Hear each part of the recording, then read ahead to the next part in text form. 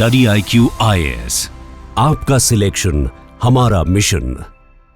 नमस्कार दोस्तों, भारतीय रेलवे ने एक बहुत बड़ा बदलाव किया है नियमों में। रिसेंटली आपने देखा होगा, डिबेट चल रहा था इस बात को लेकर कि जिस प्रकार से ओवर क्राउडिंग होने लगा है बोगीज के अंदर, क्या है कि अगर आपके पास रिजर्व टिकट है, चाहे एसी का है, स्लीपर का है, तो भी आपको बहुत ज़्यादा मुश्किल होता था। मतलब बोगी के अंदर इतने सारे लोग एकत्रित हो जाते थे कि अगर आपको अपने सीट से टॉयलेट तक भी जाना है तो भी आपको मुश्किल होती थी। तो एक तो प्रॉब्लम क्या है कि जब भी फेस्टिवल सीजन आता है तब तो यहाँ पर भीड़ होती ही है, लेकिन दूसरी एक बड़ी समस्या क्या थी, आपने भी देखा होगा कि आप में से कई लोगों ने ट्रैवल किया होगा कि जब आप काउंटर से बुक करते हो टिकट, डायरेक्टली फिजिकल टिकट, और आपका मान लीजिए वेटिंग में ही रह जाता है, आपका कंफर्म नहीं होता है, तो भी लोग जो है बोगी के अंदर चढ़ जाते हैं और कहीं ना कहीं दूसरे की जो सीट है वहां पर बैठने की कोशिश करते हैं।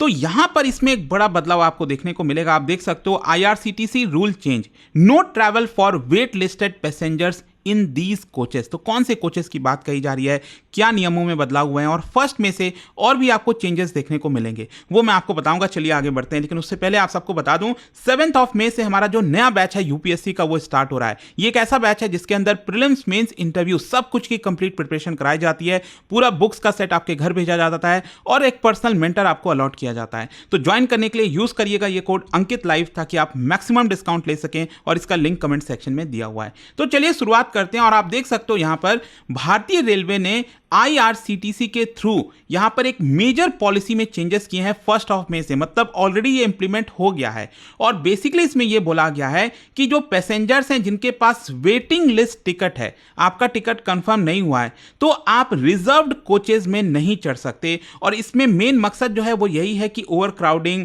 सेफ्टी और इन सारी चीजों को ऊपर ध्यान दिया जाए। तो यहां पर नया रूल कहता क्या है? नया रूल ये कहता है कि जब आपके पास अनकंफर्म टिकट है, वेटिंग लिस्ट है, देखो नॉर्मली क्या होता है, जब आपने ऑनलाइन टिकट बुक की है तब तो वो ऑटोमेटिकली कैंसिल हो जाता है, मतलब आपके पास कोई टिकट नहीं है। लेकिन अगर आपने डायरेक्टली खिड़की से टिकट को परचेज किया होगा रेलवे स्टेशन जाकर, या फिर डायरेक्टली अगर आपने फिजिकल टिकट लिया होगा, तो उस केस में आपके पास टिकट रहता है, भले ही वो वेटिंग लिस्ट में हो। मतलब ऐसा नहीं है कि आपको तुरंत रिफंड हो जाएगा, वो आपको जाना पड़ेगा, वो एक अलग प्रोसेस होता है। तो उस केस में मान लीजिए अगर आपने 3rd AC का टिकट लिया हुआ है, ठीक है, और आपका अभी भी वेटिंग में है, तो इसका मतलब अब आप 3rd AC में नहीं चढ़ सकते। मतलब आपको अलाउड ही नहीं है, बैन कर दिया गया है। तो चढ़ किस पे सकते हैं? जो आपका अनरिजर्व्ड बोगीज होती है ना, जो जनरल बोगी होती है जहां पर रिजर्वेशन नहीं होता, सिर्फ आप उसी बोगी में अब आप चढ़ सकते हैं। ये नया बदलाव किया गया है। अभी तक क्या था कि भले ही आपके पास आपका वेटिंग में रहता था, कंफर्म नहीं हुआ है, फिर भी आप चाहे 2nd AC है या फिर स्लीपर का टिकट है, आप उस पर चढ़ जाते थे और टीटी आपको ऐसा कुछ बोलता नहीं था, ठीक है। लेकिन यहां पर देखिए, अब ये जो बदलाव किया गया है, इसकी वजह से पेनल्टीज और एनफोर्समेंट किया जाएगा।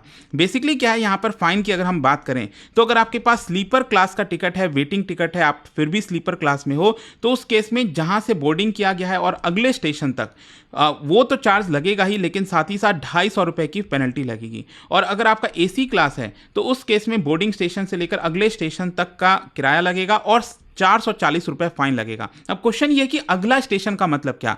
बेसिकली क्या है कि जो TTE है उसको एक प्रकार से पावर दी गई है कि आपके पास फाइन लगाया जाए आपके ऊपर अगर आपने चढ़ा है तो, और साथ ही साथ यहां पर अगले स्टेशन पर आपको डिबोर्ड किया जा सकता है। मतलब अगले स्टेशन जो है वहां तक का किराया और आपको वहां से उतार दिया जाएगा। साथ ही साथ TT को यहां पर पावर दिया गया है कि वो रेलवे एक्ट के तहत आपके ऊपर केस भी दर्ज कर सकता है। तो ये सब कुछ बदलाव किए जा रहे हैं। और देखो यहां पर बेसिकली TT को एक प्रकार से स्ट्रिक्ट ऑर्डर दिया गया भारतीय रेलवे के द्वारा कि जो नया नियम है उसको स्ट्रिक्टली लागू किया जाए, क्योंकि हो सकता है बहुत से लोगों को शायद पता होता ना हो, फिर भी चढ़ जाए, लेकिन इसको स्ट्रिक्टली लागू करना होगा। और मैं आपको बता दूं, IRCTC के पोर्टल पर अगर आप जाओगे ना, एकदम बड़े बड़े अक्षरों से हाईलाइट किया हुआ है कि ये नया बदलाव किया गया है, इसको ध्यान में रखिएगा। अच्छा, ये इंट्रोड्यूस क्यों किया जा रहा है?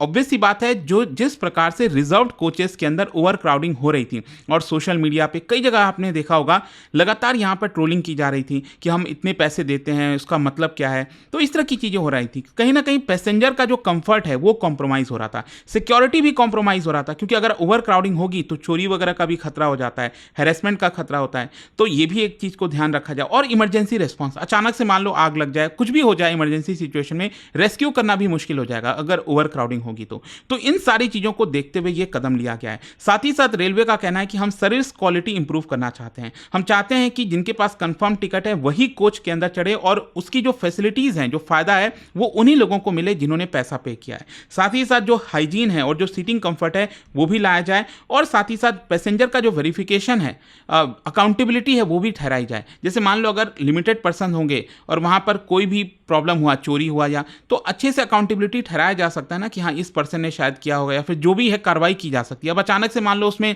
70 के बजाय यहाँ पर 150 लोग बैठे हुए हैं कोच के अंदर, तो वहाँ पर किसको आप क्या बोलोगे? जिसका टिकट नहीं है वो भी चढ़ा हुआ है। तो कहीं ना कहीं इस चीज़ को देखते हुए ये सारी चीज़ें की जा रही हैं। अच्छा, इसका पैसेंजर्स के ऊपर क्या इम्पैक्ट आएगा? देखो, एक तो सबसे बड़ी चीज़ ये है कि अब जो भी लोग यहाँ पर परचेस करते थे टिकट डायरेक्टली काउंटर से, और वो सोचते थे कि अरे वेटिंग हो या फिर कंफर्म हो, उनको क्या ही फर्क पड़ता है, वो कोच में चढ़ जाएंगे, तो अब वो ये चीज़ नहीं कर पाएंगे। साथ ही साथ अब आपको ऑल्टरनेट ट्रांसपोर्ट की तरफ फोकस करना पड़ेगा। अभी तक क्या है कि लोग कहते थे कि अरे इमरजेंसी का सिचुएशन है, चलो चढ़ जाते हैं, या तो आप जनरल क्लास का टिकट लीजिए या फिर कोई दूसरा ट्रांसपोर्ट लीजिए। अच्छा, रिफंड का प्रोसेस देखो, क्या है कि ऑनलाइन टिकट है तब तो ऑटोमेटिकली रिफंड हो जाता है, पैसा आपके अकाउंट में आ जाते हैं। लेकिन अगर आपका मैनुअल टिकट है तो उस केस में आपको डायरेक्टली फिर से जाना पड़ेगा मैनुअली और अपना पैसा लेना पड़ेगा, तो ही आपको ये पैसा मिलेगा। तो ये ध्यान में रखना है आपको कि वेटिंग लिस्ट के मामले में आपको मैनुअली जाकर पैसा लेना पड़ेगा। खैर, इसको लेकर क्रिटिसिज्म क्या क्या हो रहा है? देखो, मेरे ख्याल से तो सबसे पहला क्रिटिसिज्म तो यही होना चाहिए कि अभी तक जो नियम इंप्लीमेंट किए जाने थे वो भी नहीं किए जा रहे थे। अभी मान लो हम बात कर रहे हैं कि वेटिंग टिकट है जिसके पास, उसको अलाउड नहीं है। व्हाट अबाउट दोस्त की जिनके पास टिकट ही नहीं है? अक्सर हम देखते हैं कि जिनके पास जनरल वाला टिकट होता है वो भी चढ़ जाते हैं। तो अभी तक वो सारी चीज़ें अच्छे से इंप्लीमेंट नहीं की गई हैं, तो ये वाली क्या अच्छे से की जाएंगी? सबसे बड़ा तो सवाल यही उठता है। और दूसरा क्या है कि अभी रूरल एरियाज़ में आप देखोगे जो पैसेंजर्स वगैरह हैं वो अक्सर ऑफलाइन टिकट बुक करते हैं, और उनको शायद ये नियम पता हो ना हो, तो शॉर्ट टर्म में वहाँ पर प्रॉब्लम आ सकती है। फिर जनरल क्लास का क्वेश्चन अब सबसे बड़ा पहला है, क्योंकि अब आप कह रहे हो कि अब सभी लोग जनरल क्लास में जाओगे। अब आप सब जानते हैं जो लंबी दूरी की या फिर कोई भी ट्रेन होती है उसमें हार्डली 1-2 कोचेस जनरल क्लास के लगा दिए जाते हैं। ऑलरेडी उसमें ओवर क्राउड होता है, मतलब देखा नहीं जाता जिस तरह से लोग उसमें चढ़े रहते हैं एक के ऊपर एक, और आप कह रहे हैं कि यहां से भी लोग उधर शिफ्ट हो जाएं, तो या तो सरकार को जो जनरल क्लास की बोगीज हैं उसको बढ़ाना चाहिए, मतलब कुछ यहाँ पर एक लाना चाहिए कि एक प्रकार से जो जनरल क्लास ऑलरेडी ओवरलोड है, जिनके जो पैसे नहीं पे कर सकते रिजर्व करने के, तो उनके लिए क्या ऐसा थोड़ी होना चाहिए कि एकदम कंफर्ट ही नहीं है। तो उधर थोड़ा सा ध्यान देने वाली बात है। और फ्लेक्सिबिलिटी भी, कई लोग का कहना है कि यहाँ पर जो इमरजेंसी सिचुएशन है या फिर नाइट की ट्रेनें हैं उसमें एक्सेप्शन कर देना चाहिए कि अरे फिर भी अलाउ किया जाए जो वेटिंग है जिसके पास टिकट। तो इस सब चीज़ों को लेकर चीज़ें आ रही हैं। खैर, यहाँ पर मैं आपको ये भी बता दूं कि फर्स्ट में से कुछ और भी बदलाव किए गए हैं, वो ध्यान में रखना है आपको। जैसे रेलवे के अंदर क्या था कि पहले अब जो है आप टिकट जो है 120 दिन पहले, मतलब 3 महीने पहले तक भी बुक कर लेते थे। अगर आपकी जर्नी 3 महीने बाद का है तो आज भी आप बुक कर पाते थे, लेकिन अब ये रिड्यूस करके 60 डेज कर दिया गया, मतलब 2 महीने पहले तक ही आप टिकट बुक कर सकते हो। ऐसा नहीं है कि पहले 6-6 महीने तक जो होता था, मतलब 3 महीना 4 महीना, वो अब नहीं चलेगा। तो बेसिकली स्पेकुलेटिव जो बुकिंग होती थी ना उसको कम किया जा रहा है यहाँ पर। साथ ही साथ लास्ट मिनट अवेलेबिलिटी बढ़ाने की कोशिश की जा रही है जो जेन्युइन पैसेंजर्स हैं उनके लिए। अच्छा, यहाँ पर यह भी है कि ऑनलाइन टिकट्स में अक्सर आपने देखा होगा जो तत्काल टिकट्स वगैरह हैं वो तुरंत खत्म हो जाते हैं, गायब हो जाते हैं। तो उसमें अब क्या किया जा रहा है सरकार के द्वारा, IRCTC के जब आप लॉगिन करोगे तो वहाँ पर OTP वेरिफिकेशन हर बार मांगा जाएगा। मतलब passengers must complete mobile OTP verification हर बुकिंग में।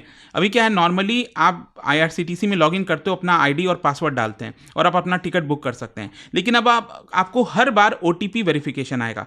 तो अभी तक होता क्या था, जो एजेंट्स वगैरह होते थे ना वो अलग अलग दूसरे का मोबाइल नंबर यूज करके वो लॉगिन कर लेते थे, बाद में OTP चाहिए नहीं होता था। लेकिन अब यहां पर उनको हर बार OTP चाहिए होगा ताकि एजेंट्स जो गलत फायदा उठाते थे वो ना उठा पाए, तो मिसयूज ना किया जाए, एजेंट की मोनोपोलीज ना हो। ये सब चीज़ों को देखते हुए ये बदलाव किए गए। अच्छा, मैं अभी देख रहा था IRCTC ने कुछ यहाँ पर क्लैरिफिकेशन भी दिया है, क्योंकि सोशल मीडिया वगैरह पर खबरें चल रही थी कि जो तत्काल की टिकट्स हैं वो भी आपका टाइमिंग चेंज हो गया है। जैसे कि आपको पता होगा जो AC के टिकट्स होते हैं तत्काल के वो सुबह 10 बजे बुक होते हैं, और जो नॉन AC क्लास के होते हैं वो 11 बजे होते हैं। तो सोशल मीडिया पर चल रहा था कि उसके टाइमिंग चेंजेस वगैरह में, ऐसा कुछ भी नहीं है। IRCTC ने कहा है कि ये जितनी भी खबरें चल रही हैं वो पूरी तरह से गलत सहूलियत है। अच्छा, बदलाव क्या किया गया है और क्या चेंजेस किए गए हैं मैं आपको बता दूं। जैसे अब क्या है कि पैसेंजर्स जब आप लॉग इन करते हो तो ऑटो फिल हो जाए, जो यूजर्स के डेटा है ऑटो फिल हो जाए ताकि आपको आसानी हो बुकिंग करने में, वो हो जाएगा।